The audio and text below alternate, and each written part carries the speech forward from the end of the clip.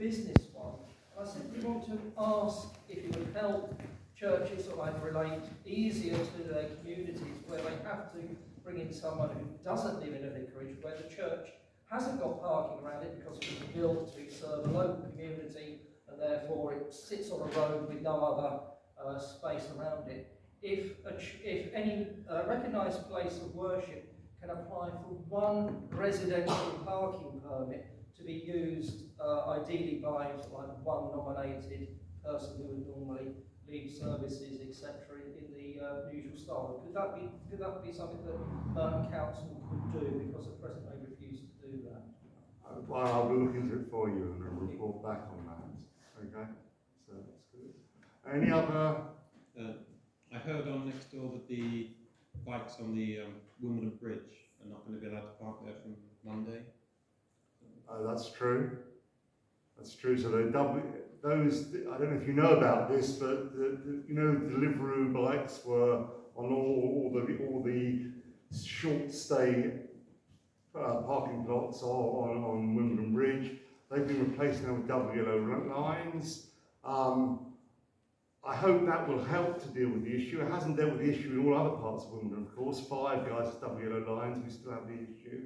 And these people are doing a service as well. We need something whereby we help the delivery bikers to actually go somewhere else. So the ideal, in my view, is that we've already provided them with an area in the Morrison's car park. They have no incentive to use that if their algorithms don't help them. But if you remember taxi cabs there's one in Russell Square today. They used to have huts for refreshments with loos for taxi cabs.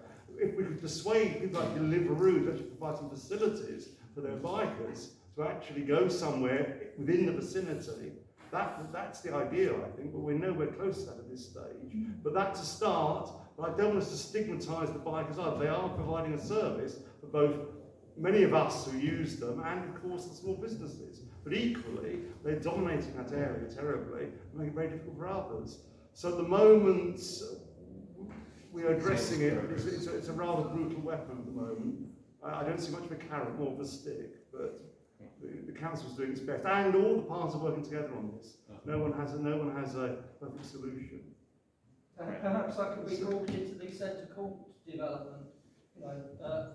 Could that be brought into the centre court development? Well, that's something we're going to have an update for centre court a bit later, so I'll leave that to Alex to take forward. Right, nothing else in the open forum, I think. Open forum is not really for councillors, Jill, but Jill wants to have a go. Janet, you want to say something? What is Merton Council doing, if anything, about the line bikes? They're everywhere. I had to be in a wheelchair a few weeks ago, and no England, you have to get off the pavement because they're taking up the pavement. Could I offer a solution to that? You just remove the saddles from them and they can't be used, and that would send a message back. Maybe. The council have just started removing them off their roads. We're starting to do that. It's Anthony has an update on this. So I might defer to someone in the council cabinet, which of course Louder. So I talked to the director of environment about this recently. They've been in negotiations with Lyme and Human Forest for about 3 or 4 months about the agreement on how they use the bikes and where they put them. And so hopefully some of those issues should be resolved once those agreements are reached. But we're looking at the new year, I understand, before any agreements are in place. And I think the reaction when Wandsworth threatened to motorbikes was, I understand, the leader of the council has written to Lyme and asked for a meeting. But given they've been meeting for the last 4 months, I'm not sure an extra meeting is worth much. But obviously they need to sort of get those agreements in place, which will sort out where the bikes are allowed to go, where they're allowed to be parked, and sort of areas where you're not allowed to bring the bikes and things like that. But yeah, they are a problem. There's an email address that you can report, and apparently they remove the bikes within an hour, but that's not much good for you if you're trying to get down the pavement. Unfortunately, I met with Lyme and Human Forest earlier this year. Unfortunately, Lyme's approach was basically they put the boundaries of their service area wider than the places that they have agreements with, because it might cause problems on the boundaries of the boroughs that they have agreements with if their services have to end at the boundary, which of course is accepted their bikes cause problems near the boundaries, which is a strange approach. Ellen, you might have a bit more. Not much more. Can you speak Sorry, straight I'll into shout the mic? loudly. Yeah, I'm Ellie, I'm Deputy to the Council.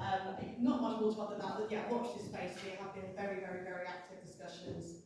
And as I said, do report those there. It's a hassle, I know, but if you do see ones really blocking the path, and you think it's going to block other people's path, if you can take a minute to report it and get it removed, that would be really helpful. But yeah, we are onto it. We do want to have e-bikes in our borough to encourage active travel, to encourage people to be using our town centres and travelling between our shopping parades without having to use cars.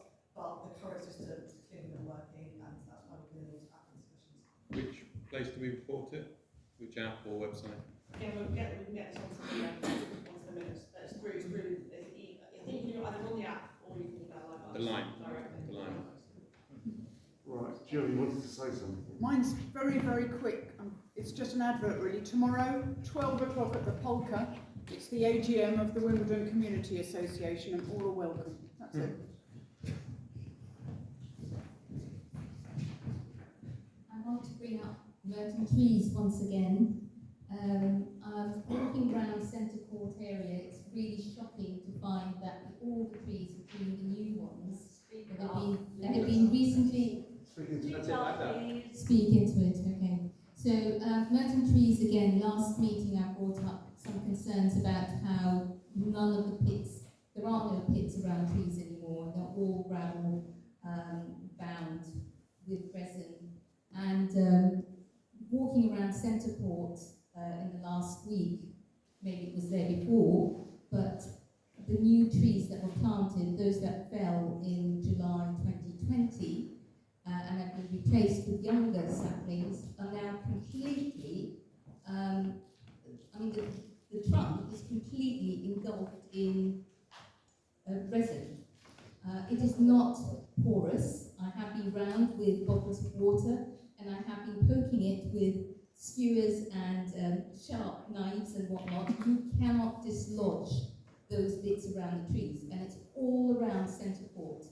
I think it's quite shocking. We talk about greening, we talk about protecting our street trees, and we're actually killing them without any discussion, any sort of understanding why they cannot leave a gap around the trunks to allow them to grow. Have you asked Centre Court whether they've got under pavement irrigation? Because surely they do. No, they don't. Alex wanted to speak about that in a moment, but there does seem to be an obsession in Merton that every tree trunk you see is either cemented round, or it's got tarmac round it, or the ones at Centre Court now have got pebble dash round it. It's bizarre, because presumably we'll all crack as the tree grows anyway. I do not understand why we do that in Merton. We've asked the question a number of times, but never had an answer. I would pursue it again, but with our trees. How many trees do we need falling on people because it has no root ball whatsoever? It's been disintegrated into sawdust. Before we do actually tackle it in the way it should be tackled. It's shocking. Right, now I think, did I hand up? No. Right, I think, so let's move on to the next topic now, which is Centre Court future plans, I think. Alex from Centre Court. From Romulus, I should say. Alex, thanks for coming. Thanks very much.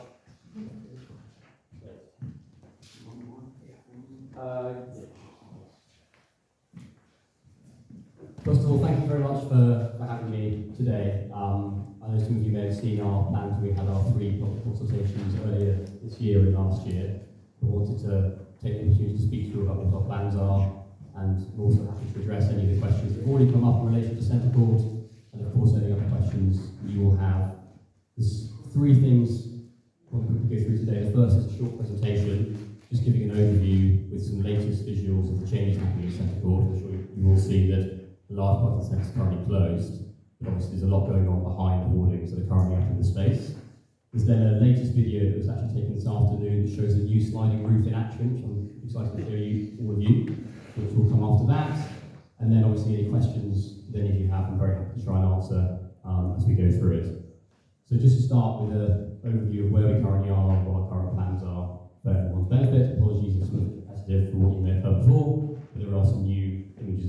got to show.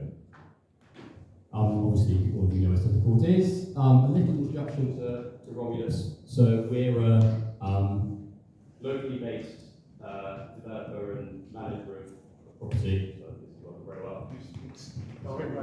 Okay, and we're based in Fulham. I think it's the wireless connection. We're based just up the road in Fulham, and we've been around for about 50 years. We're a family-owned business, and we like to build long-term relationships in the areas that we operate in. So, we invest in Centre Court, we'll continue to invest it in the next 10, 20, 30, 40 years, and we don't ever have plans to sell and move on. So it's very important for us to work closely with local residents, local businesses, local councils, local charities, and other organisations. We also have a kind of a large on-site team, both at Centre Court and in-house in our office as well. And we think it's really important to be able to manage and make changes directly. So when things come up, we can look into them quickly and see if we can try and resolve those. And we can also carry out projects and turn things around quickly and more efficiently. The local neighbourhoods that we work in are really important to us. We've done similar long-term projects where we've invested in boroughs like Hammersmith and Fulham. We're really excited to be involved now closely in Merton and hopefully making positive changes for the benefit of all the community. A little bit of an overview about what our plans are for Centre Court. Again, apologies for those of you who've heard this a few times before. It's worth kind of explaining a little bit, I think, where the starting point is. So we're starting from a position where Centre Court is in a position today which isn't what it used to be when it was built originally in 1990. The Debenhams anchor of the store left in February 2019. Large parts of the upper level of the mall became empty, and also what I would say is the back of the mall historically to the side further away from the station. And we very much at a stage where, like a point in the stage in the centre, where the heart of that centre has failed. So the anchor tenants have been lost, other retailers have been lost from the upper levels. There were still some of the kind of more convenient supermarket retailers that did okay at ground floor, but overall the centre was no longer serving Wimbledon and no longer attracting the people that it needed to the centre. And so our vision is to really transform Centre Court into a hub that works for the residents of Wimbledon and people who work in Wimbledon. And really, in our view, for Centre Court to be successful, it needs to bring the residents, the people who work in Wimbledon, back to it and bring uses that appeal to everybody who's nearby. So what we want to do is create a new hub that has new shops, new gym spaces, new leisure spaces, new work spaces, across a range of different uses that all target and are all appealing to what you as local residents and local workers within Wimbledon are looking for within that space. We also recognise that it's really important for us to bring jobs back to Centre Court that haven't been there beforehand, and these new uses that we're starting to bring in now are beginning to bring those jobs hopefully back to Merton Town Centre and Wimbledon Town Centre. One of the things that we think is really important is that when the centre was built in 1990, the centre was built as a kind of very closed-off cul-de-sac that led towards a destination Debenhams store at the back.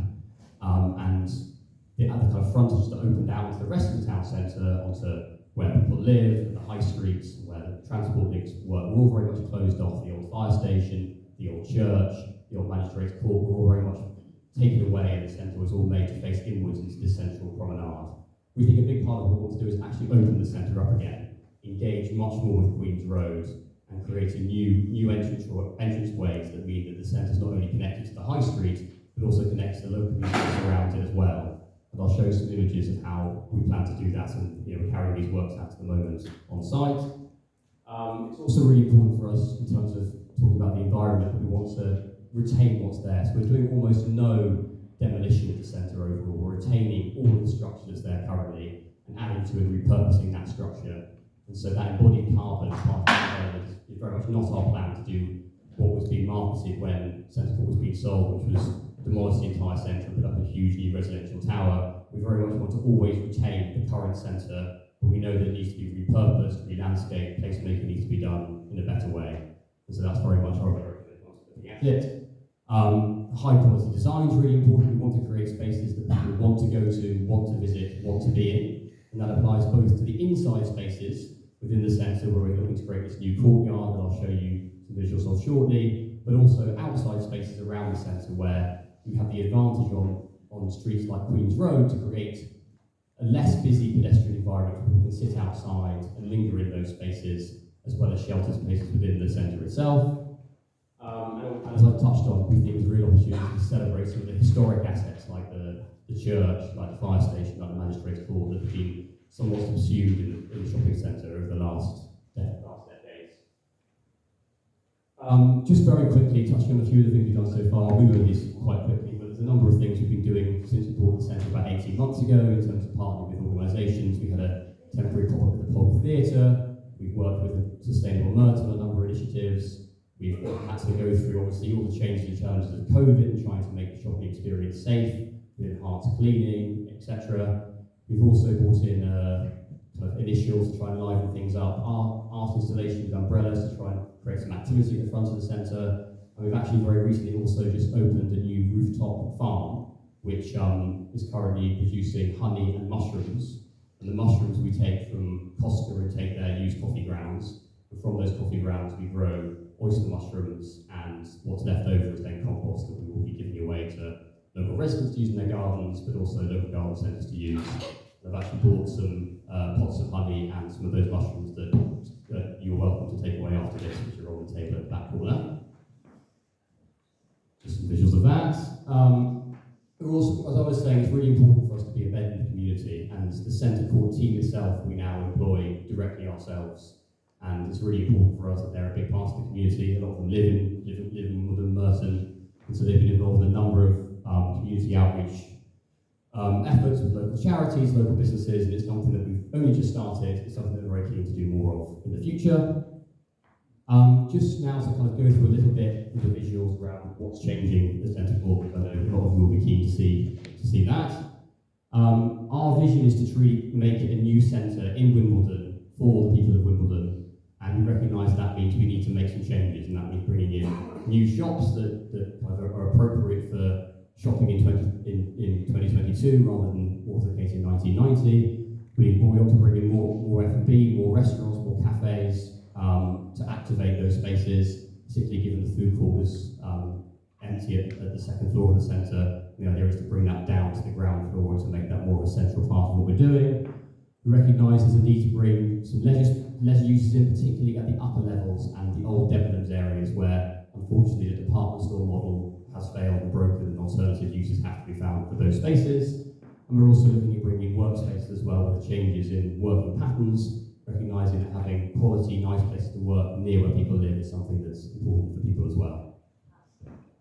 So I've got a few visualisations here just showing the changes that we're making. So the first two of these show Queen's Road as we're beginning to reimagine it. We've had some really positive conversations with a number of organisations, including the council, about how we can bring these changes in. But the biggest change is creating this new community-facing entrance that you can see in the centre of the image. So this is opening up and creating a kind of 30-metre wide new entranceway into Centre Court. So in addition to the entrance way into the station, we also have an entrance that faces the local community as well. So as well as the high street facing entrance, we have a big new entrance facing out towards the residential areas as well. That involves efforts to improve pedestrian flows and landscaping on that stretch, and opening up the frontages of the old fire station, the ground floor what used to be Debenhams, and also the magistrates' court, where we're hoping to bring a number of restaurants, bars and cafes to really animate that space. This is the same thing from a different angle, so you can see Debenhams on the right hand side, this new entranceway here, which will be a kind of double height, big thoroughfare through, activated with lots of seating along that space. The next view shows this new courtyard we're creating. So in front of where Debenhams used to be, we're opening up the space and creating an even larger atrium there. It's already happened actually, we've taken off the roof over that space, and there's a new sliding roof that on a rainy or cold day will be closed. But on a sunny or warmer day we open. So you'll have a nice light-filled space that's warm, that can have seating in it, where there can be events. We're actually looking at including a large screen so we can show events and sporting pieces within that as well, which isn't currently shown in the CGI. And this will be the kind of centre of the new scheme. Out to the right, you have the new entranceway. In the middle, you have this new lively courtyard space that's surrounded by a mixture of different uses. I've got this shown here from another angle, so this is shown from the upper mall. And you can see the new uses surrounding this, with the courtyard roof shown off in this position here. And the idea is to create a really dynamic hub. We think that one of the things Wimbledon Town Centre lacks, it has some amazing spaces, amazing shops, and a nice high street, but there isn't really a place for people to linger in and actually sit and eat and drink and take a bit more time. And having spaces here within this courtyard where you can sit, have a cup of coffee, meet people, take a break from what they're doing during the day is a really important part of what we want to do to make this courtyard the centre of what we're doing at Centre Court. As I mentioned, it's about bringing in a new exciting mixture of occupiers. We're looking to keep as many people as we can who are already in the centre. This is the first point I want to make. We'll be speaking to as many people as possible. Everybody will try and find a solution to keep them. That isn't always going to be the case, unfortunately, just given how the retail landscape is evolving. We've had really positive conversations with like M&S, Tesco, Halifax, a number of others who are all keen to stay as part of the change made to the centre. And in addition to that, we're bringing in a whole range of new exciting uses as well. So we've agreed a number of new gym and leisure operators with Third Space Gym, with boardroom climbing. We're opening a bouldering gym at the first level of the mall, and the golf room, which is a virtual golf concept that sits where the old food court used to be at level 2. And we're also close to make to a bunch of others as well that I'm hoping we can announce in the coming months that will include new food halls, new cafes, new restaurants. We're looking to bring in our own co-working brand, Huddle, that will provide workspaces on a super flexible basis for freelancers, co-working, desks, and also spaces for small and growing businesses. And there'll be more to come over the next few months, and we'll be very excited to keep you up to date on that as it goes. The idea is it's a really diverse mixture that caters to what people are looking for in what they're looking for in their centre on their doorsteps.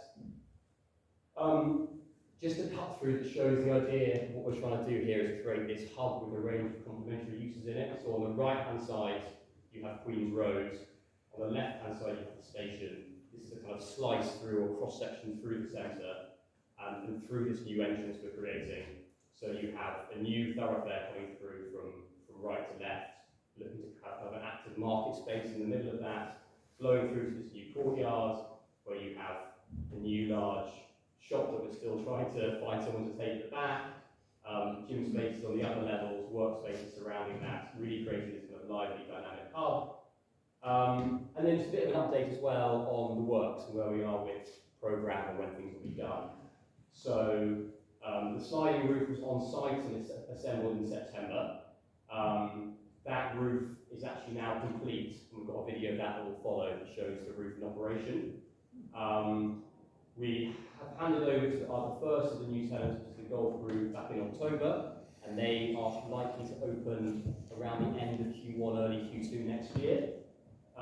We will be handing over Third Space to start there. That's how it works from January, although they may actually start a little bit sooner than that. And that will take them about 9 months to fit that space out. It's about the same time we'll hand over to boardroom climbing. They are likely to open sooner than that, though, around again the same time as the golf room, so end of Q1, early Q2. And we're anticipating that the works to complete this courtyard and this new entranceway I've just been showing you the visuals of, and that you'll see are hoarded off on site currently, should be complete around March, the end of March next year. And so those are the timings that we're currently working towards.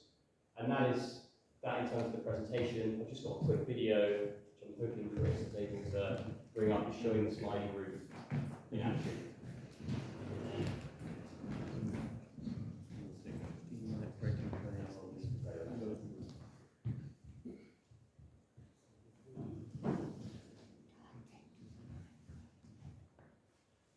So it's currently got a scaffold over it just to protect the centre from water coming in. That scaffolding you see is actually in the process of being taken down now. You can see the sliding roof currently closing. It's a 14 by 14 metre square that slides off in its entirety and closes in entirety. This video is in real time, so it takes just under a minute to go from closed to open or open to closed, which should allow us to have it open for a large period of times, and obviously closing it before it rains or on cold days. I hope it gives you a sense. We're quite excited about the kind of sense of the space we'll be able to create in this courtyard. We think will be a really exciting space. Any questions, anybody? Yeah, any questions? Is that an ETFE roof? Which It is. Turn up as pillows. It is ETFE, exactly. Yeah, they're inflated pillows that sit within a frame. How have you found the experience of the Eden project with pillows? I mean, I don't know anything specifically about the Eden project, but we did a lot of research with our architects and our team when it came to looking at how this would work and how the ETFE would perform, and are confident it'll work well within that space. And just one final question, a more general one. Can you explain the commercial background to Romulus? Are you both the owners as well as the managers and developers of the site? That's correct, yeah. So what's your budget for the year and for the successive years? I mean, it's obviously the large. building is in the eating, isn't it? So I'm naturally interested to know what financial backing and commitment you're making to the community. I mean, it's a large financial project. The work we're carrying out at the moment to the centre cost in the region of 20 to 30 million that we're carrying out in this initial phase. We know that once we finish this, we won't have finished, and we'll need to keep investing in the centre. Part of the whole mixture of uses needs to be flexible in the future, so we react to how things change with the growth or decline or shifts in people's shopping patterns and habits. We know that, and we know we'll need to continue to invest in the centre. Elsewhere in our portfolio, which is quite a good example, there's buildings and sites that we've owned for 20 to 30 years, and we've invested 5 to 6 times over that time frame to continuously upgrade those. There's an example of building in Fulham that we've just gone through its 5th kind of repositioning of that. We recognise that when we're talking about centre portals in the future, we'll need to continue to invest in the centre to keep it being what it needs to be. Thank you. So when do you anticipate centre portal looking like that cross section? So it will, the spaces that are the kind of common parts of it that you walk through should look like that from the end of March. The spaces that new tenants and companies are fitting out will take between 4 to 12 months after that, depending on how long it takes us to find those tenants, because they then need to carry out the works to their spaces once we prepare the spaces for them. So the new courtyard and the new entranceway should be done by the end of March. So March 24, we might have it looking like that. March 24, I think is probably quite a good answer for it to look like that, yeah. I imagine third space and the tenants that I've mentioned already, so third space, golf groove, boardroom climbing, they'll all be done by mid next year to the end of next year. But obviously there's other spaces that we still need to lease up, and those will take longer. I'm going to ask a question that you've obviously pandering more to the sort of the chains in some respect with the shut spaces. Are you inviting smaller businesses, more one-off ones, perhaps less affluent, or even craft stores or things like that? Are you giving any sort of space or entertaining that idea? No, we actually are actually. It's a very good point. So the reason why the ones that you see now, I mean, not all of these are chains to start with, right? So the golf crew is a new startup started by a local Wimbledon resident. And there's a one-off. Third space obviously have multiple gyms, and boardroom climbing have one other centre. Obviously the chains are important, but to some extent, we're at a stage now in the process where it's very difficult for us to have a conversation with an independent about a space that will be ready in quite a few months' time. There's a number of spaces we think independent cafes, independent restaurants are absolutely what we want to bring in. We're just beginning to get ready to have those conversations now, but it's too early in the process for us to really be able to speak to a local cafe and be like, there's a space when they walk around it, all they see is an empty shelf. So we absolutely have spaces, particularly on Queen's Road, particularly in a potential food market. We want to encourage small independent businesses.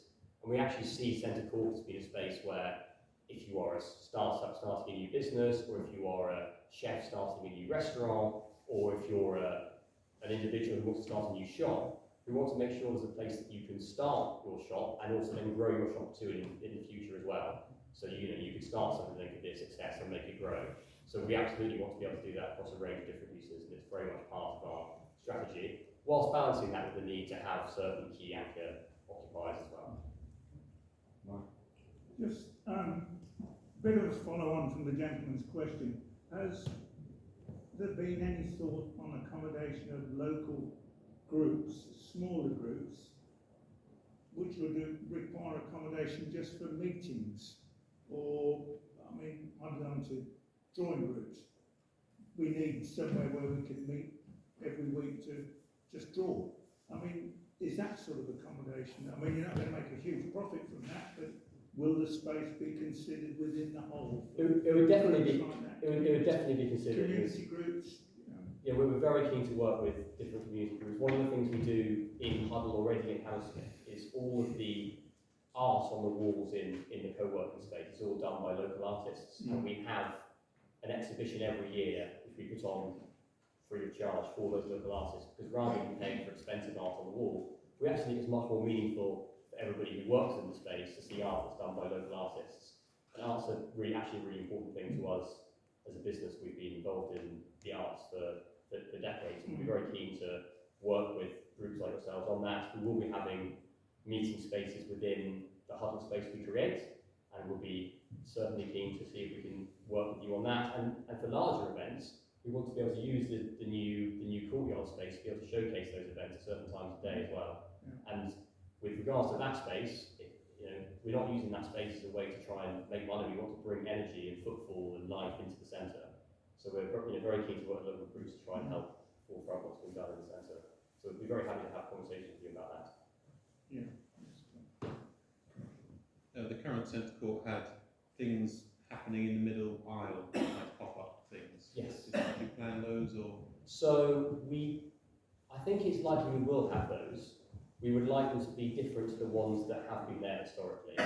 So we've currently just got rid of all of those for the moment. And when centre court this kind of phase of work is finished, we will be looking to bring some kiosks like that in a sensible way. But we also think that the quality of the ones that was there was rubbish, right? So we're talking about mobile phone cases and things like that. So we want to have a higher quality of those pieces, and actually use those in a way that they can be more interesting. So we want to use one of those kiosks to sell the honey and mushrooms from the mushroom farm on the roof. We're keen to look at bringing in ways that we can engage with local markets, and they can take the space on a temporary basis as well. So rather than becoming a bit of an eyesore, they can actually be something that adds life and energy to the centre. Can there be seasonal activities? Yeah, absolutely. We're definitely keen to try and bring some seasonality to it. I'm conscious of time. Just thank Sarah, a quick one. Go on. Alex, can you tell us how the trees around Centre Court, with our responsibility, ended up in the state that they're in? So I have to get back to you on the trees, but the trees and the greening around Centre Court is really important to us, and the works that we're carrying out involve hard and also importantly new soft landscaping along Queen's Road that will involve more greenery coming in. The specific point that you raised in relation to the resin bonded gravel, I'm not an expert on, I'll have to check with our team. My understanding is it's in a way that allows the trees to grow, but if it's not, then it's something we'll absolutely look at resolving. We want those trees to thrive. The 2 trees outside Wimbledon Business Centre at the entrance have died, and we've replaced those trees, and it's important that those trees are successful. And to be honest with you, I have to look into it and get back to you, but it's certainly not our intention to cause harm to those trees, so I need to look into it. And one last question. Of course. Is this the only phase that you're planning for Centre Court, or are you planning a more development phase of flats and whatnot? Because I'm concerned about your further vision for the remaining section next to the station. So it's absolutely not the only phase. We'll need to be investing in Centre Court year on year, and we are looking at options for where we can build in certain places on top of the centre. Again, we'd never be demolishing the centre, and we'd always be building on top of it. And as one of the things that's quite obvious is when we're having to build on the existing structure, that structure very much limits the extent to which we can develop that. So we will be looking to bring more height in certain areas, particularly towards the station side, rather than towards the Queen's Road side. But we currently don't know what level that will be. But it'll be to a sensitive level, and it will be limited by the structure that's allowed, because at no stage are we entertaining the idea of demolishing the centre, and that places limitations on what is and what isn't possible. We will be coming back to do more engagement with the public and residents when we have our more fleshed out ideas around that. Can And I ask you to engage now? Because very often you go ahead and plan a design or your vision, which actually clashes quite dramatically with what people or the town needs. And having looked at your architects, I'm very concerned about the kind of design that might actually be in the pipeline. So I'm concerned. I think you should engage now. I'm sure a lot of people in the room have a certain idea of what they'd like to see for that particular area, because it's still part of the heritage and identity of Wimbledon. But what the current architects are doing, they're great at refurbishing old stuff, but when they create their new stuff, it is really wrong. Okay. Yeah, well, I think we are seeing on this engaging now, and I think that's continuing. I think as can assure us now, we're not going to get skyscrapers there, are we? no, absolutely not. We haven't. This engagement process has started. We've done 3 rounds already, and we're doing more. And as soon as we have something, what we can't do, right, is engage you when we have nothing, no ideas at all. We need to get a sense of what we're thinking about, so we can then have that discussion, take on board what your ideas are, and then hopefully get something that works for everybody. But completely understood your points on engagement, and that's the reason why I'm here, and that's the reason why we'll be continuing to do these going forward. One quick last question. Okay, hi, my name's Adam. I've been in Wimbledon my whole life, and the centre court was always sentimental in the sense that it was a community, everyone from different cultures, different backgrounds were there. So my question to you is, you just said that you'll get your plan to move the restaurants down to the ground floor from the upstairs floor where it originally was.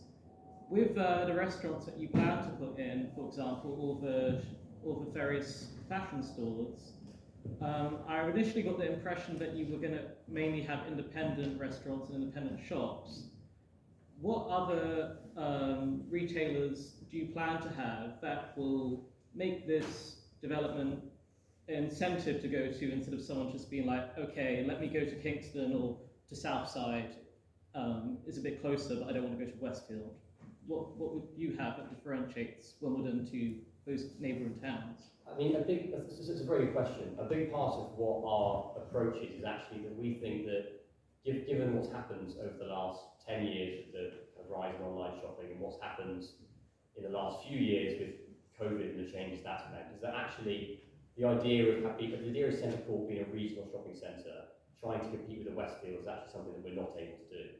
And what we do want to do is create something that means something to the local people of Wimbledon and has the things that they want in it. So rather than, unfortunately, we're not going to have a duplicate of what the retail is in Westfield, in Centre Court. It's a different kind of market. I meant as in comparing it to Southside. I'm saying, so people don't have the incentive to want to go to Westfield, they want to just enjoy the community of the vibe of the Centre Court. Yeah. What do you plan to have in the Centre Court to keep people having that incentive to remain in the town centre and have fun? And because that was what I grew up with. I grew up with this place being fun and entertainment. And obviously for the last few years, it's been the complete opposite. Yeah, no, I would agree with you over the last few years completely. So the big point of creating this new courtyard space is we have a space which during the day people can sit and eat and drink in, during the evening there can be live performances in, when the sports are on there will be a big screen showing the football or the tennis, and it really creates like a lively heart and centre to that, to Wimbledon, which, if you're right, in Centre Court was completely lost. The food court will be empty, and gradually getting more empty for years, and just didn't work in that location. So if we have, new restaurants opening out into that, new cafes opening into that, and this lively central space, where on a sunny day it's open air, on a cold day it provides a warm but light-filled space. We can have these spaces where people can come throughout the day. We want to make Centre Court, we want to lengthen the hours of use as well, actually, within the centre. So it doesn't just suddenly shut at 7 o'clock and all the stores shut. You can come in at 9 in the morning at the moment, half the stores are shut as well. We want to have more liveliness throughout the day, and that central courtyard is key to it, really. And creating this space with seating within it, with events in it, with performers in it, with visual screenings in it, that can really create that sense of community that's key to it. And actually the second big part of it is to do with Queen's Road. And we're really excited about the vision that we have for Queen's Road, whereby we change it from a street which has these beautiful buildings, but buildings that don't open onto Queen's Road anymore, to one that has outside seating, that has restaurants, that has cafes on it, places that people can sit. And so that people, when they think about what they want to do in the day, they want to come somewhere to meet someone, they'll come to Centre Court and come to that courtyard. If they want to go to eat in a restaurant or a cafe, they'll come to Centre Court and go to those spaces. If they want to hop into a co-working space and try and grow their new business idea, they'll come to the co-working space and do that. If they want to come to the gym, they'll go to the gym and work out. And the idea is it becomes a mixed-use centre where whatever you want to do when you live in the local area, you can come and see those pieces there. And when we tie into that, hopefully things that whereby you can take some honey from the bees that grow on the roof, there are mushrooms and other produce that grow in the farm, we can create hopefully a really lively sense of community within the centre. So that's what our ambition is. We recognise it's a challenge, and we're trying to get there. Thank you. Thank you. I'd like to thank Alex for coming. I think there are issues on this board. It's an exciting opportunity to turn it into an experience once more. Centre Court has been slowly dying for so long, so I for one am really excited. Thank you, Alex. And I think now it's Christopher, isn't it? It is indeed. I was approached by the Friends of the Sableman Park group representation. I did ask, I felt to be fair, I felt to ask all England to come, but they declined the invitation. But I'm pleased that Christopher is going to speak on behalf of the Sableman Park group. I hope you have some questions afterwards. So I need to use the microphone. Can you hear me at the back? The microphone's hopeless. Just shout. I will keep shouting, but very loud. Can you hear me at the back? Wave if you can't. Thank you. I'm Christopher Coombe. I'm a volunteer with the Wimbledon Society, and I see one or two colleagues here who might be able to answer the difficult questions I can't answer. We've got some leaflets and handouts which you're welcome to take away with you, and I'll distribute them at the end. And also, please come up and ask questions now or later. I'm going to start with a map of the site, just to put this in context. You can see on the left in the pale pink the existing All England lawn tennis complex. Church Road runs up and down, and on that complex is the one we all go to. I think we've just seen a sliding roof. It seems very appropriate somehow, doesn't it? That All England lawn tennis complex is the one we all know and love. How many here haven't been to the tennis? not a lot. So we all do love it, and we think it's a great place. We're all proud of Wimbledon. We love the tennis, and we think Wimbledon is the name that the All England Lawn Tennis and Croquet Club have taken for just that reason. What we're dealing with is the other side of Church Road, the surviving heart of the Capability Ground Park. The golf course, shown dark red on that picture.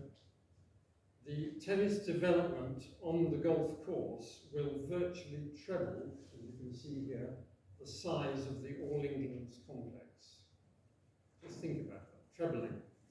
The lake and the green shaded public park, the lake's triangular thing in the middle, and the green shaded is the public park owned by Merton Council. And the square, the sort of pinky square in the middle, is a private sports club. The whole lot of that coloured area I've described is metropolitan open land, which should be protected like green belt.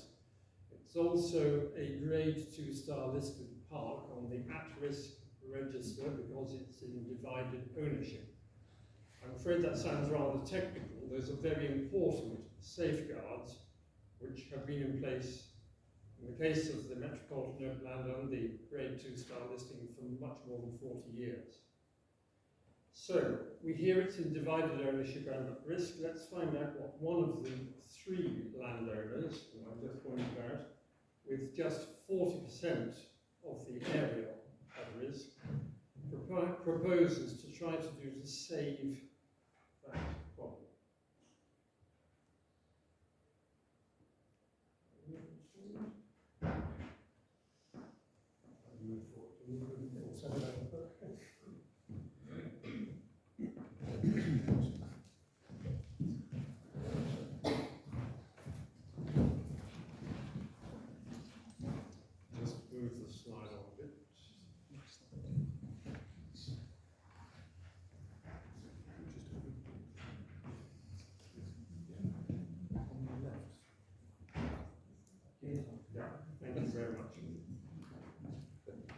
okay. The All England scheme is so big that their architects actually drew it in four sections, which we have had pieced together here. They propose a covered stadium, the height of a 10-storey block of flats and 100 metres wide, 38 other tennis courts, a 30,000 square foot industrial maintenance building, 7 other maintenance buildings with transformer chambers, big consumption of electricity coming up, and 2 player hubs. We've taken the opportunity to highlight, because the CGI used by the All England is a bit fuzzy, it is usually. We've highlighted here 9 kilometres of roads and paths, and they're shown in red. You saw the existing site on the previous slide. They've got 38 grass courts on their existing site. This will double that number of courts. It will bring 18 courts from Roehampton, where the qualifying championships are played. But now they think it becomes 38. There will be no further entries into the championships. There will still be 2 weeks of tennis, 156 entries. The planning application is pretty colossal, and there are many here who have wrestled with it. It's 182 documents and counting, 3 separate applications over 16 months. I feel very sorry for the Merton and Wandsworth planning departments. Their job should be made easier by 2 important protections that we'll put on this land. First, as I mentioned, the planning policy, grade 2 style listed, conservation area, site of nature conservation, and metropolitan open land, which is green belt, so it should not be developed. Second, legal covenants. There we go. When Merton Council sold the freehold in 1993, they made this protection, its open space, absolutely permanent, insisting through a covenant that it be used, as you can see on the left, only for leisure and recreation, or as an open space with very limited building. They made a promise to the community. There were meetings like this held then, and those promises were made then. I've shown on the right a couple of, I think they're probably press releases, they appeared in the local newspaper. Let me read from a minute of the Merton Council meeting held on the 14th of July 1993, and this minute is in the Morden Library down at the Civic Centre. It, said Tony Coleman, leader of the council, will show future councils and future residents that when we decided to sell this land, we did so ensuring it would be kept as open space. And we did so determined that the next owner and any future owner would be denied forever the opportunity to use this space for any development. So what are we going to say when about 25 years later, the All England decide to drop some plans to develop it? I've just looked at one aspect. We'll come on to development in a second, or I'll take questions about it. There's just one aspect in relation to the covenants that is worth looking at. They claim a lot of public benefit. They propose a permissive park and walkway.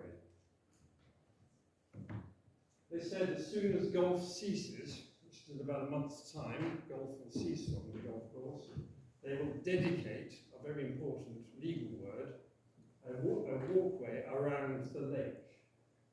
If I can go back. Yeah. See the blue? That's the boardwalk they plan, which cuts across the lake. It's not around the lake, it's away from the park. It'll be hazardous for children and others with animals going on it. You wouldn't be able to walk side by side. It's a narrow walkway, and only a little bit of it is on the land. They were going to dedicate that, and they say, oh, it's okay, it'll be permissive. The public park we will allow you to enter from time to time, except when we're using it, will be permissive. This one makes me smile. It's found up in the city to show just what permissive means. The landowner may withdraw permission or temporarily close the path at any time. We believe there are discussions between the All England and Merton Planning Department about the basis on which this permission will be allowed, and there has been talk on both sides about what's called a Section 106 agreement, a very technical legal agreement. But I'm sad to say that if the approach that the All England take to the obligations they entered into less than 30 years ago is an indicator, why shouldn't we now doubt their sincerity that they will comply with future obligations? So, as Paul mentioned when introducing, we invited the All England to come here. They claim in all their public statements, massive community engagement, we're listening. They were invited here and they didn't want to come. I think that says quite a lot, doesn't it? I'm very happy to take questions. There's a lot of detail in this, and there are some handouts as well, which I'll do. Thank you, Christopher. Questions? Any questions for Christopher?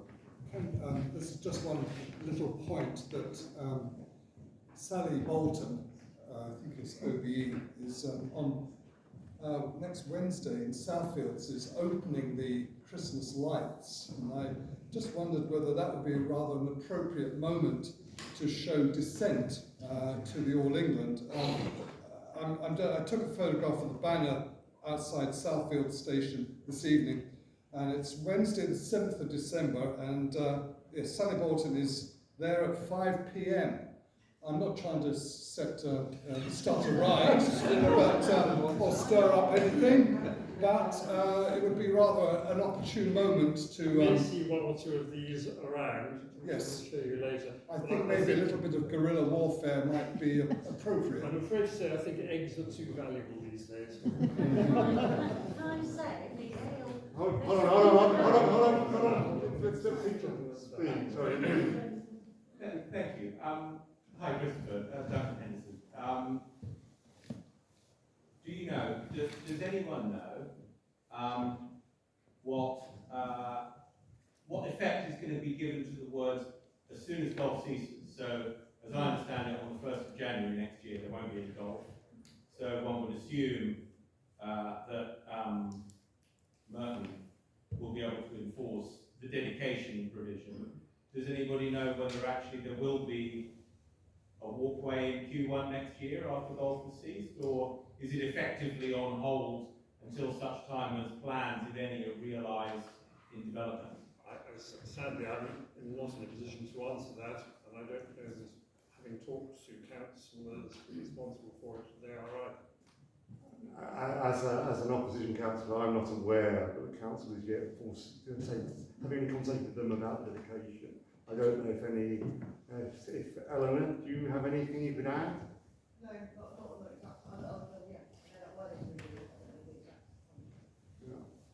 time. Right. So in other words, as of, I mean, there's some form of quasi-public access at the moment by paying a green fee or something, but once golf ceases, it will effectively be private land inaccessible. It's kind of that's what we're expecting.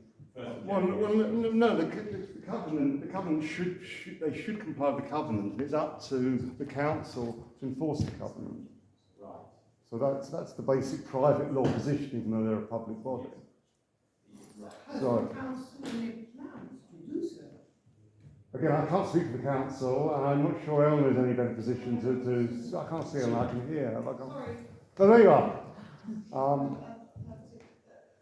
Yeah, sorry, I can't comment on the exact breakers of what forces will immediately around the But it is an issue that has been pursued politically, that's the best way of saying. So it is a live issue, and of course the covenants are an important aspect.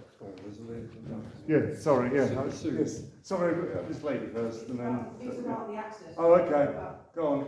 It's just that the transfer containing the provision incorporates a mechanism that once golf ceases to be played, the obligation to dedicate the walkway comes into place, but Merton have to activate it because there were related arrangements about fencing off the land and so on.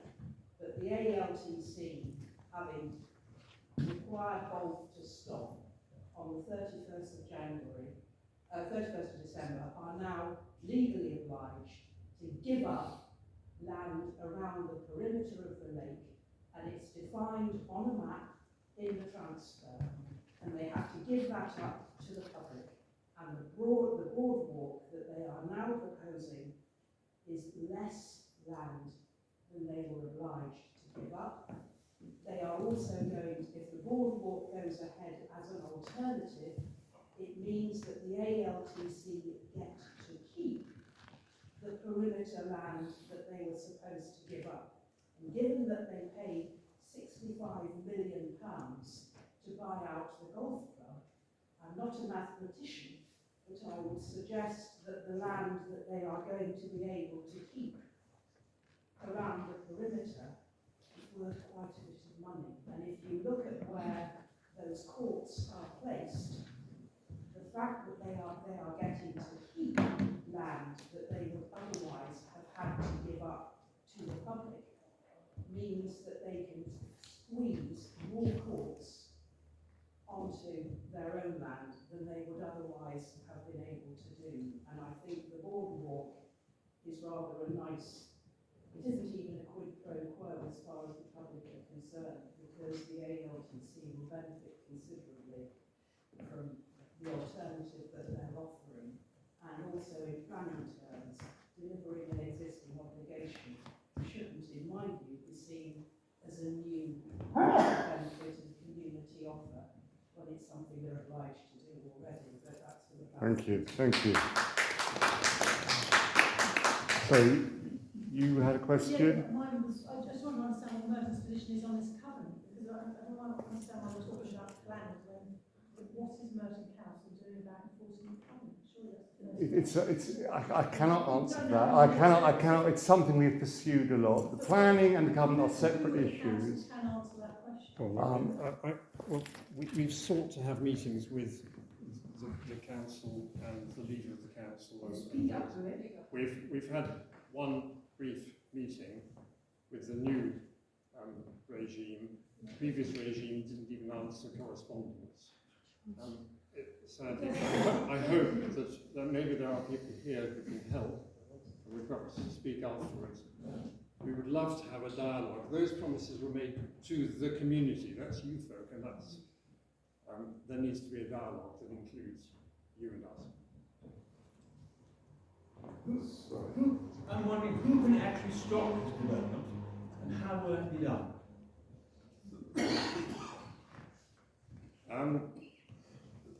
There's a planning regime. This goes to Merton and Wandsworth. It then goes to the GLA because it's such a strategically important thing. It could potentially go to the Secretary of State, who could call it in for decision. So on the planning side, there's all that. As I mentioned, this is green belt. No, we don't build on green belt, do we? This is grade 2 star listed. You try doing something on a grade 2 star listed building and see how difficult that is. So there are planning rules.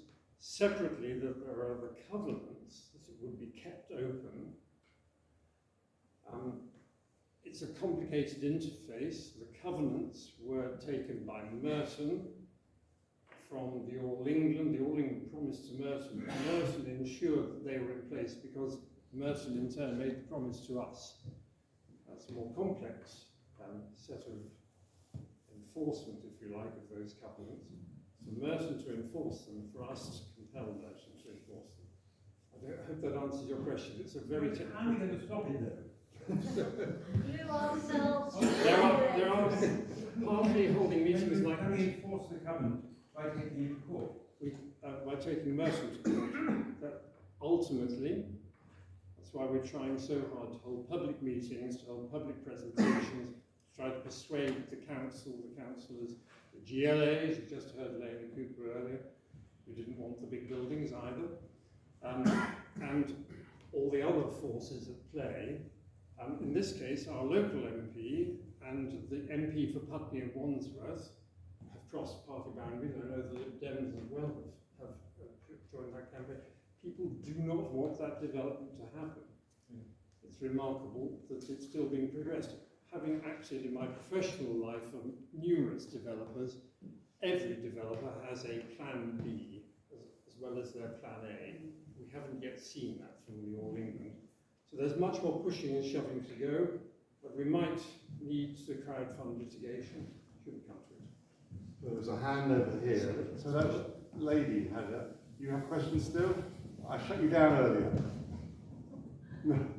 No. I'm not as eloquent as this Okay. lady, I don't have the knowledge, but at the end of the day, as that gentleman said, what do we do to stop this?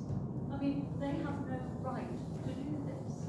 It's appalling that they seem to be just barging ahead and going ahead and totally ignoring all the voices that say, local voices say no. I mean, I don't Well, know. and these meetings are part of that. I wish it was a dialogue, but these meetings are part of that discussion we have as a community. And there are various points, planning, the covenant. You know, work it all out for those of us who just feel strongly about it, but aren't eloquent enough, or can't actually fathom this old rubbish out to, you know, get things moving. Indeed. Or So that stop gentleman would things like to going. work. Can you explain what these covenants are? Are they restrictive covenants on the land registry? Yes. Yes. Okay. Second question: what may have been done to develop alternative proposals that the community would like to see? There have been many, many plans from the Friends of Wimbledon Park, from the Capability Ground Society, from the Wimbledon Society, the Wimbledon Park Residents Association, saying, in terms, scale back what is proposed. Don't put big buildings there. Tim Henman, a director of the All England, was on in the Sunday Times in July saying he'd be happy with the 18 courts they have at Roehampton. Let's face it, a few grass tennis courts with full public access should not be an issue. But the big buildings, 28 metres high, 100 metre wide, 30,000 square foot industrial unit on a very quiet road, these things are far too big. So scale it back and reduce its size. Okay. On that same thing, do you mind just one final one? To what extent does this gridiron pattern of tennis courts that I see on the screen accord with the current arrangement of fairways? I'm thinking particularly of the destruction of trees. They say that the veteran trees largely will remain, but a very large number, I forget the number, something like 1,500 will go and be replaced by some more trees. I may have those numbers wrong, but significant in the hundreds of trees. Currently the fairways are demarcated by trees in some cases, which is convenient. Maybe Capability Ground would have put trees in groups or whatever. But one way or t'other, a lot of those trees will go. They may be replaced by small saplings which will grow one day, and you'll see wonderful CGIs if you go on the All England website, which is what it might look like in 100 years' time. Doesn't quite answer my question. Your last one. Go on. I'm happy to talk to you after. Do the tennis courts fit into the current pattern of fairways and trees? No, that's the point.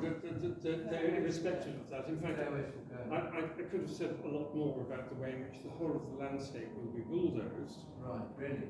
To flatten it, to create the spaces for those courts. Sorry if I misunderstood you. Sorry. So just in terms of practical steps, what we can do, is everyone's saying what is it we can do.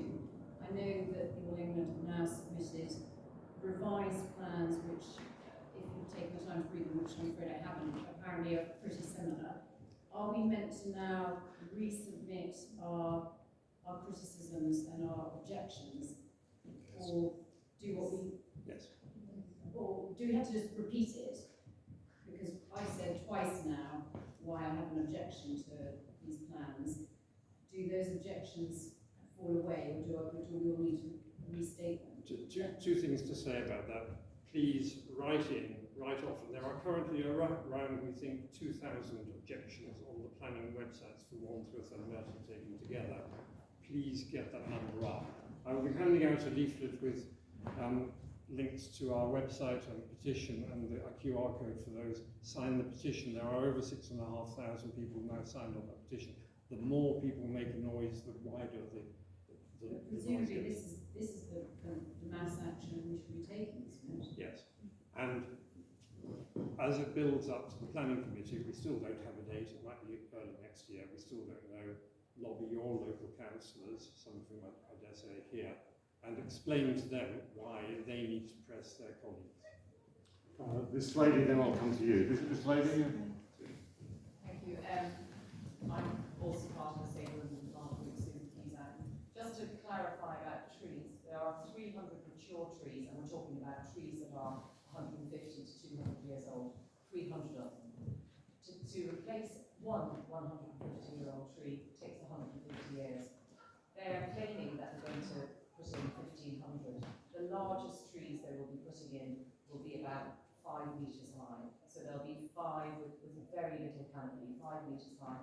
Most of them will be little tiny saplings that they've grown from the acorns that they've picked up from the golf course. That's what they've claimed.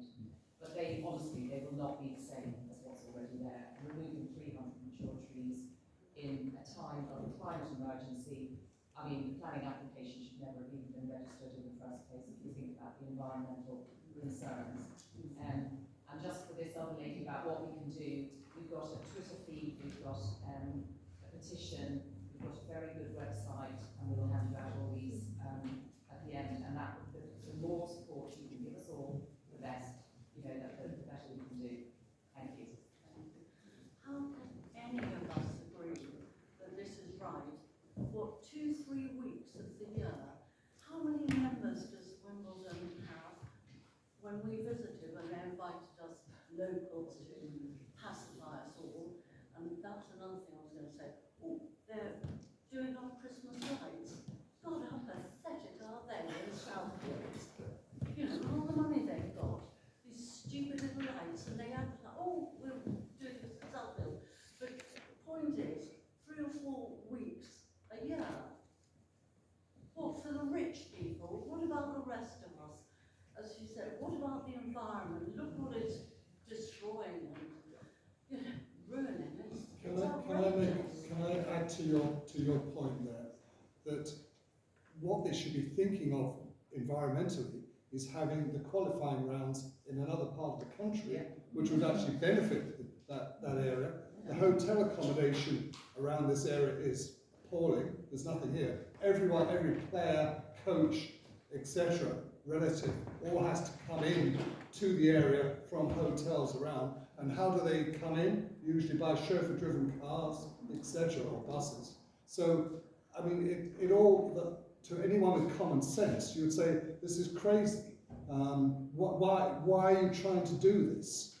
And I just hope that two councils have enough conviction, register the hostility of the local communities, and actually listen and do something about it, and say no. No, amount of time in the year, it's outrageous. The AELTC have a very large site off Grand Line. I think a lot of people don't know it's there because it's quite hidden. It's a huge area. They've planted, I don't know how many grass courts. How much land do they need? Why can't they use that for the pre-Wimbledon knockout round? I don't understand, why do they need so much land? Why do they need so many courts? It doesn't make sense. Keep it in Roehampton. What's it need to be kept in Roehampton? Give them some money. It's going to be rather contentious, but there are councillors in this room who have accepted gifts from the All England, and especially in the summer.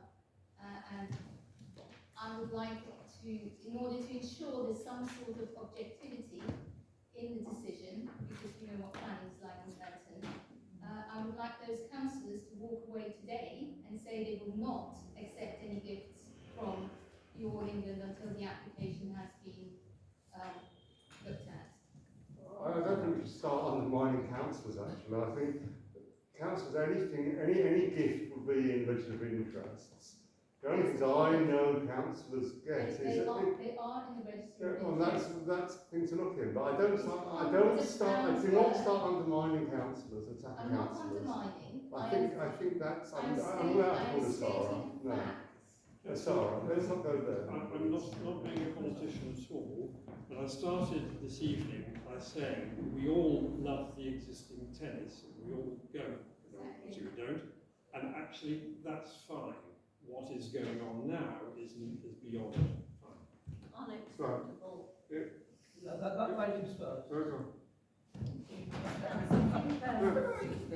Anyway, no, she's first.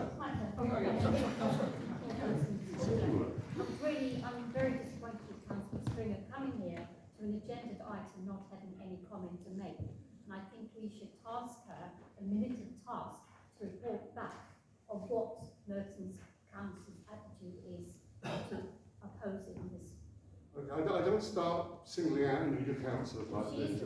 Yes, but I know, but I agree, but this I do not want it to send into attacking individual councillors.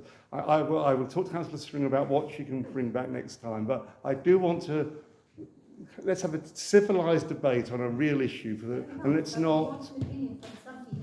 Okay.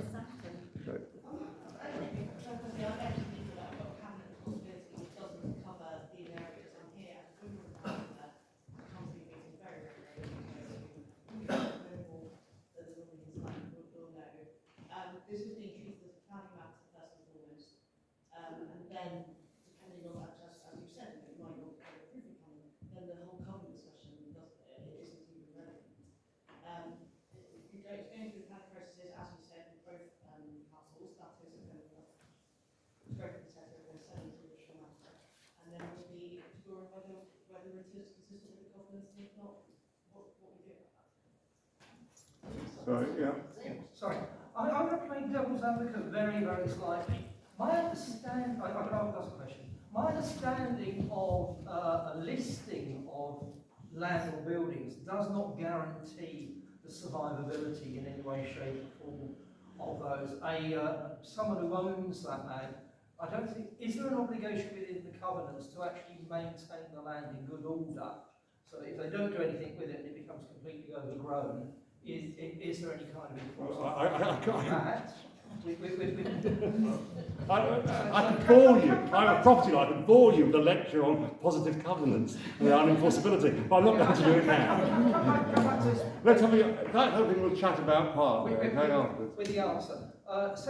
Secondly, is it proposed that Roehampton Tennis Centre will close as a result of this, which presumably will then go forward to a further planning application to generate money for some other reason, and there could well be a loss of leisure facilities in that area, etc., to be determined by the relevant local authority there. So which is why I'm trying to find out if there is a generalised English planning scheme which still has a presumption of sustainable development when a planning application is brought forward. What are the reasons by which a development of this kind, maybe not of this scale, but of this kind, can actually be accepted? So, covenant aside, is Merton's planning driven by its commercial interests and its idea of developing Wimbledon as a destination, albeit for 3 or 4 weeks of the year, or is Merton concerned about safeguarding things which its residents find important? If Merton is advised that the green belt rules, for example, would allow the sort of development that's proposed, that would be quite contrary to national, London and local policy and be immediately reviewable. It would be the wrong advice. If Merton were advised that Grade 2 star listing of heritage at-risk assets meant that it could be developed extensively, that would be the wrong advice and would be reviewable. there are quite technical rules in there, but the planning policy is set at a national level.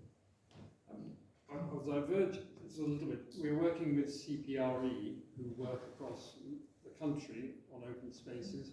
They've identified 50 sites around in the suburbs of London of open space at threat from what they call big sport, football clubs and the like. And very often it's the councils selling off surplus land for that purpose. So this is not a local problem, it's a London-wide problem. We don't want to lose our open space. Just to clarify about the Roehampton situation, the ALTC have been running their qualifying tournament at the Bank of England Sports Ground at Roehampton for decades. The Bank of England, some of you may have heard, put that site up for sale some years ago, and they were rumoured to have a major sporting body interested in buying it. At the same time, the opportunity came up to buy out the golf club here. Who knows if that major sporting body that could have bought the Bank of England freehold was the ALTC, but across the road there was a golf course which they owned the freehold of already, and they plumped. If it was then interested in Roehampton, they plumped to buy out the golf club and put the qualifying tournament across the road. However, to allow for the building programme to bring the qualifiers to Wimbledon, they needed time, and they have negotiated a lease with the Bank of England, which has 14 years left to run. And there is a mutual break, i.e. the Bank of England, if it's short of cash and wants to sell in vacant possession, could kick them out in 9 years' time. So the clock is ticking for the ALTC to find somewhere else to run the qualifying tournament. The reason they want to bring it here, apart from the fact that it's across the road and they say they want to invest in the tournament and make it a bigger and better and more exciting event, is that they believe that it is a more viable tournament if it is across the road, and everybody else who runs a Grand Slam tournament has got their qualifying event on site. The whole basis of the ALTC's development programme is a bit like the Forth Bridge. They operate on a system that if one of the other Grand Slam tournaments has something, they've got to have one too, and it's got to be bigger and better, and it's got to be more beautiful. And so they want their qualifying tournament here. But the clock is ticking against them. They have set their face against suggestions about moving the tournament to other parts of the country. And given that the government is currently talking about levelling up, the Secretary of State, who may have to decide on this, might want to think about whether moving a major sporting event with the Wimbledon brand to another part of the country might do something for sporting investment rather than concentrating the whole lot here. There are alternatives, but it's their choice to bring it here. Thank you. Right, thank you. One last question, Nancy. Yeah. Just want to ask that this walkway that they built, the supposed dedicated walkway, was that part of the plan that had submitted or how? I haven't built it yet. It would be part of the plan. So they've gone ahead and done something? No, they haven't built, none of this has been built yet. This is all. No, I think it's that walkway that hasn't been built. The proposal. But there have been some considerable changes in the park recently. No. That's to do with drainage, that's not to do with the dam. Nothing to implement this. In fact, it would be quite wrong to start on this. They've taken a few trees. Right, I'm conscious of the time, and Amy has been waiting to her presentation for quite a while. Are there any further questions? I know Christopher will be happy to talk to you afterwards. There's lots of information he has for you as well there. But thank you, Christopher. That was very important.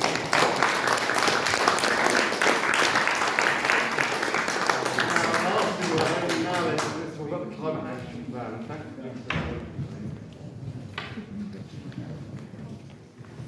Thank you.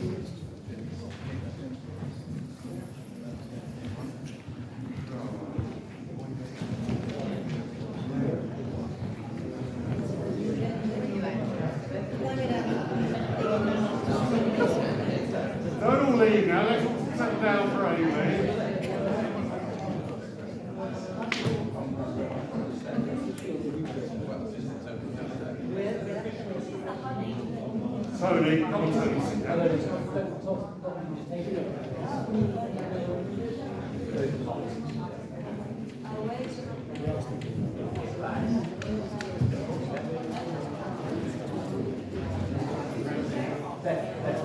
Right, can we settle down, Brainy, please? Let's give her.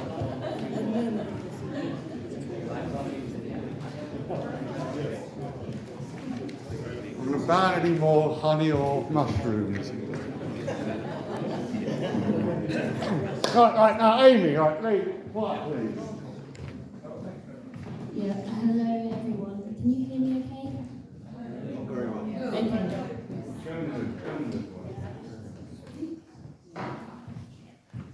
Yeah, hi everyone. My name's Amy Mallet. I'm the Climate Engagement Officer at Merton Council. I'm not a planning officer, I'm not development control, so let's leave that there for now. So I work with my colleague Dominique Hill. We are the climate change team at the moment. Some of you might be aware that the council have a climate strategy and action plan, and we have 2 targets that we are working towards. The council also declared a climate emergency in 2019, and from that came the climate strategy and action plan. We have an organisational target to reach net zero by 2030, and then a borough-wide target to reach net zero by 2050 in alignment with national goals.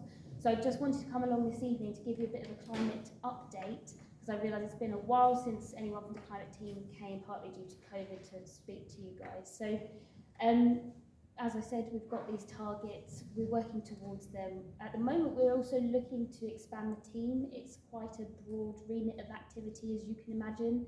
The climate strategy and action plan covers buildings and energy, transport, greening Merton, and developing a green economy in the borough. So there's a lot to work on. We're in touch with different colleagues across the council all the time. We have a climate delivery plan that reports on progress against targets every year. So we get feedback from different colleagues across the council on the progression of those targets. So I will do my best to answer any questions if you have them at the end. But it's safe to say the 2050 target is a huge challenge. It's not something the council can achieve by ourselves. It's going to take a resident transformation, business transformation, community groups all pulling in the same direction, and the national picture to match that with funding, which it currently isn't to the degree that's necessary. But I did want to come along and just talk to you a bit in a bit more detail about some of the community climate action that's been going on since we developed the climate strategy and action plan. So in January 2021, the council helped set up a climate action group with residents in the borough, and actually quite a few of them are from Wimbledon, in and around Wimbledon. And so we have a core group of residents we work with to come up with sort of pilot carbon reduction projects in the borough. I did have a presentation, I don't know. Laptop's frozen. Oh, good, okay, fine. If we can get the pictures up, I will show you a bit, a bit more about these projects. But the 3 big ones that they've come up with so far that we have now helped to put in play through neighbourhood community infrastructure levy funding. They're focused on 3 areas. So one is energy matters. We're piloting a climate education module for children in primary schools to learn about energy efficiency, climate change, and basically to help embed that learning in their lives so they can take that home and take those lessons home to their families as well. Obviously, in the cost of living crisis environment that we are in at the moment, it's quite a useful thing, I think, for parents and families. Those pilot test sessions are also being paired with sort of energy efficiency advice cafes so that parents can access them at the pick-up and sort of drop-off times. We're looking at rolling that project out further across the borough in the coming year based on some of the feedback that we've got. So that's just one example. Another, I don't know how many of you, if any of you, have been involved in Merton Garden Streets. Have you heard of it at least? Yeah, so that's a project, again, Climate Action Group project that's being delivered by Sustainable Merton. And basically this year it's been a huge success, built on last year. 115 streets signed up to plant in underutilised spaces across the borough, and actually largely that's been in and around tree pits and grass verges as well, with the aim of sort of improving biodiversity. Another sort of point about that is that the the self-reported benefits. You keep going, Chris. Keep going.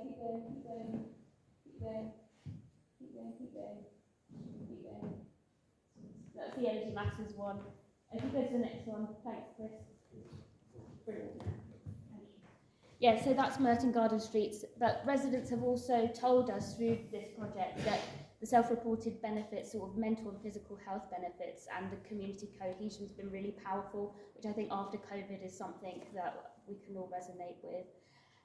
The last project I just wanted to mention was the Wheel. So this is a project about resource efficiency, reducing waste, and creating what we call a circular economy, so keeping things in a higher usage cycle for as long as possible, so that we're reducing the waste, that we're reducing the products that we're throwing away and creating waste, and also preventing sort of unnecessary purchases and all the embedded carbon dioxide that comes with that, and in the things that we buy.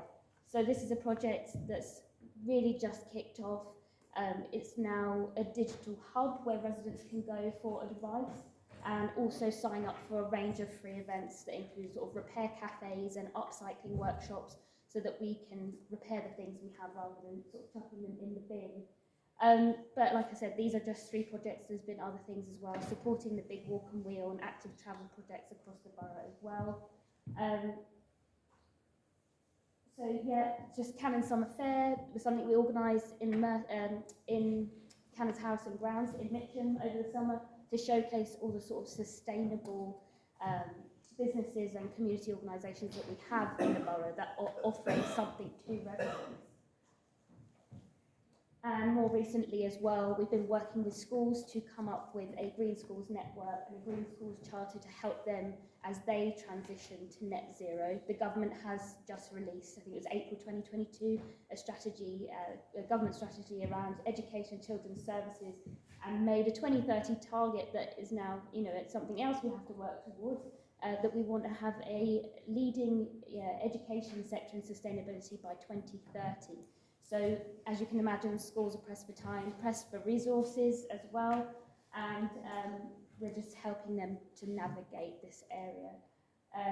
Also, Green Careers Week, so across the sub-region, which is sort of Merton, Croydon, Richmond and Wandsworth, and obviously us as well, we have estimates from some consultancy work that there are going to be about 1,800 jobs a year to 2030, sort of additional jobs in what we'd call a green economy.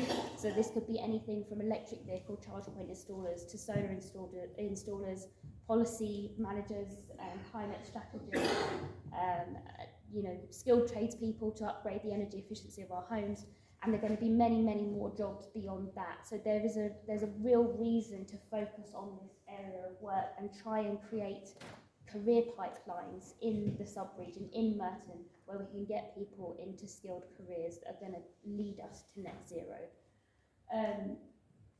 So that's just some of the work. Merton Schools and Climate Charter, if you're interested, that's just a draft infographic up there. But what I would say is that, this work, a lot of it's in a pilot phase and an experimental phase. I can see a few familiar faces in here from some Sustainable Communities Transport Partnership meetings that we've had, where we're trying to bring local partners across the borough together to work out what they are doing to address carbon emissions and how they are progressing towards their own targets. So that would include housing associations, different community groups, charities, all sorts. So I just encourage you, if you don't already, please sign up to the Climate Action newsletter. I release it every month. There are all sorts of funding updates, grant schemes, events and things that you can get involved in. And then another thing, the final thing I suppose, is if any of you haven't heard of it, we are currently promoting the GLA's Warmer Homes programme, where residents can get between £5,000 and £25,000 from the government to upgrade the energy efficiency of their homes. And it's obviously grant funding, it's free. There are certain eligibility criteria. What are they? You have to have there has to be a certain income threshold. Yeah, what is that? About 30,000. 13. 30. 30. But you can find out more on the council website and on the GLA website as well. So if you know anyone, We'll include a link in our newsletter. yeah, And our minutes. but that's fine. So there's a lot going on. We were just successful in a net zero innovation programme bid, which is run by a local government association. And so we will be working with the University College London in the new year to come up with a project that supports SMEs in the borough to improve their resource and energy efficiency. As you can imagine, that ties in with cost of living. We want to try and see how we could potentially reduce operational costs of businesses at this time, because it is a really important matter and it contributes to carbon emissions reduction. So yeah, there's a lot going on, more on the website. The strategy and action plan is up there, the climate delivery plan is up there, and you can always get in touch or get involved in the climate action group. As I said, the Wimbledon volunteers that we have in that group have been incredible. They've come up with those projects that I mentioned earlier. So yeah, hopefully that's something you're interested in. Also, 2 people from the climate action group actually ended up getting jobs delivering some of the projects that you saw mentioned. So yeah, there's a lot of benefit from getting involved, I think, as well. So that's it in a nutshell. Yeah. Excuse me. Yes.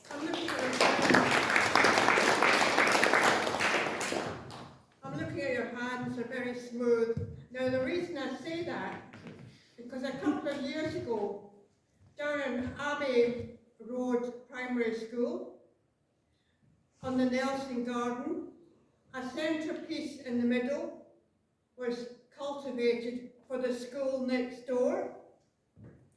So we decided, there were none of us, have any connection to the school.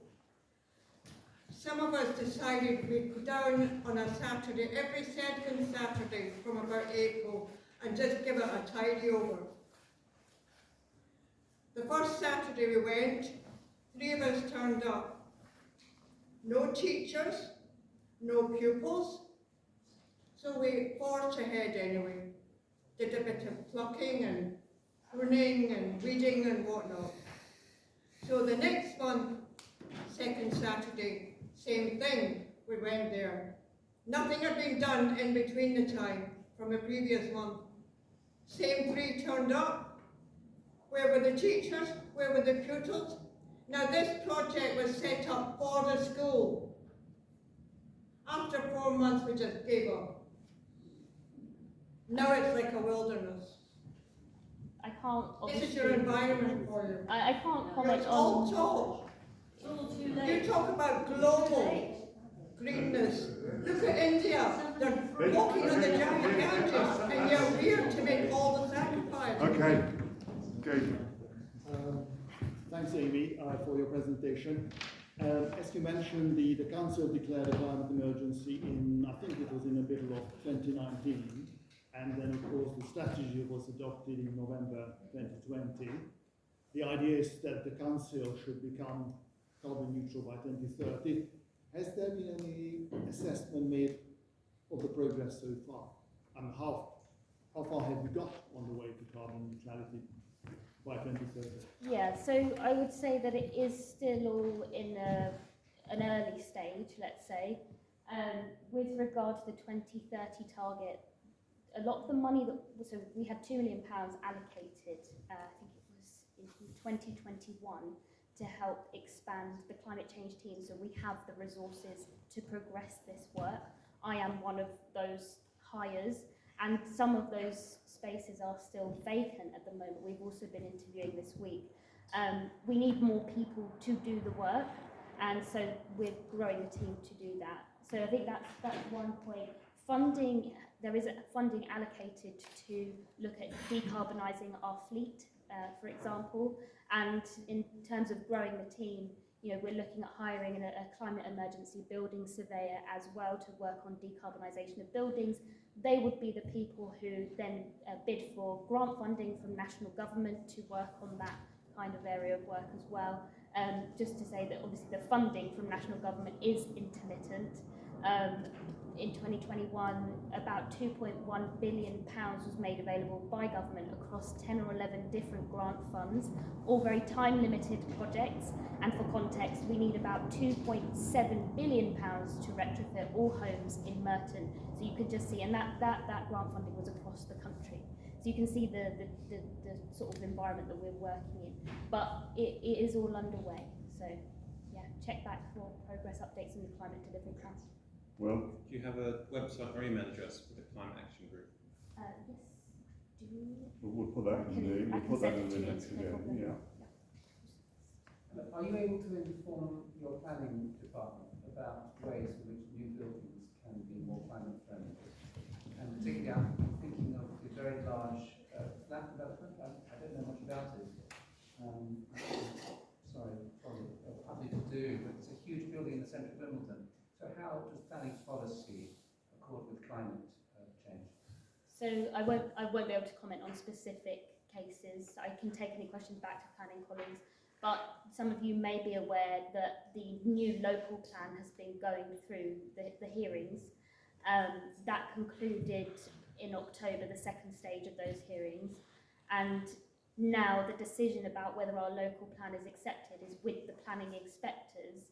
The environmental sort of regulations within that are a much higher standard than, well, a higher standard than others across London, and it is, I think it is setting a precedent, and it goes beyond the kind of building regulations requirements that are required at the moment, basically. Good, thank you.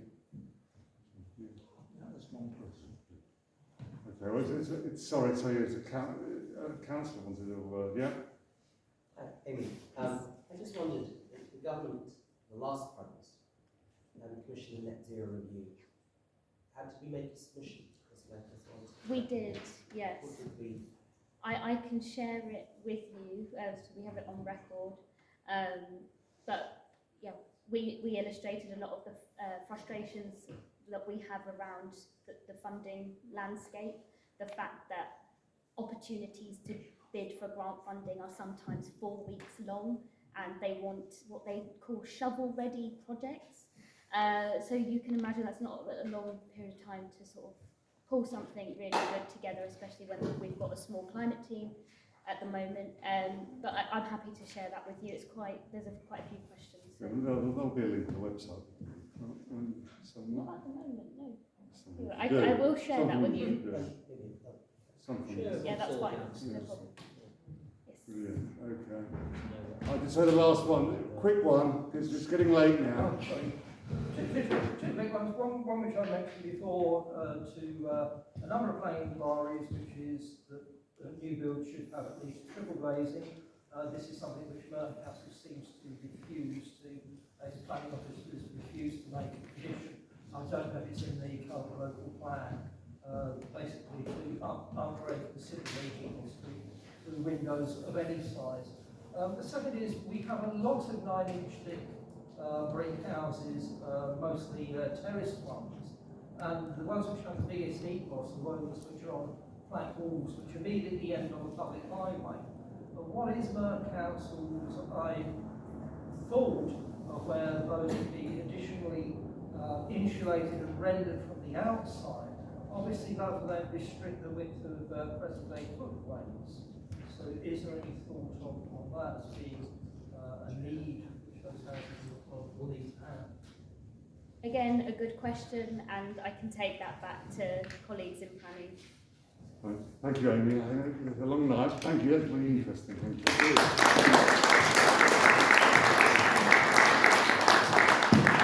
Thank you everyone for attending. The next meeting is on 22nd of March, so a while away. Nice to see so many of you here. I hope we'll see as many next time as well. So many thanks for attending. Thank you.